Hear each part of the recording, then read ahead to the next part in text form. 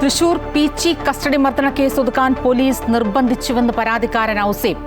SIയെ പിരിച്ചുവിടണമെന്നാവശ്യം.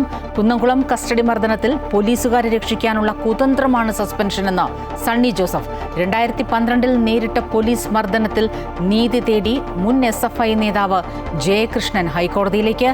Peechi police സ്റ്റേഷനിലേക്കുള്ള Congress മാർച്ചിൽ സംഘർഷം.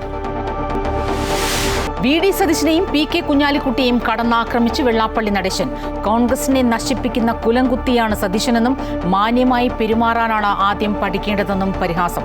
അധികാരം കിട്ടാനായി ഭ്രാന്തനെ പോലെ പെരുമാറുകയാണ് കുഞ്ഞാലിക്കുട്ടിയെന്ന് വെള്ളാപ്പള്ളി അമൃത ന്യൂസിന്റെ വാക്ക് മറുവാക്കിൽ. ശ്രീനാരായണ ഗുരുവിന്റെ 171 ജയന്തി ആഘോഷങ്ങൾക്ക് തുടക്കം. പലരും നമ്മുടെ സംസ്കാരം നശിപ്പിക്കാൻ ശ്രമിക്കുന്ന കാലത്ത് ഗുരുദേവന്റെ പാഠങ്ങൾ പിന്തുടരണമെന്ന് ഗവർണർ രാജേന്ദ്ര വിശ്വനാഥ് അർലേക്കർ.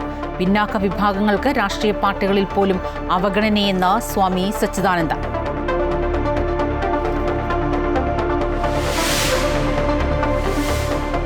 ഉത്തരേന്ത്യൻ സംസ്ഥാനങ്ങളിൽ മഴക്കെടുതി രൂക്ഷം. ജാഗ്രത തുടരുന്നു. പഞ്ചാബിൽ മരണസംഖ്യ 46ആയി. 1988 ശേഷമുള്ള ഏറ്റവും വലിയ പ്രളയക്കെടുതിയിൽ പഞ്ചാബ്.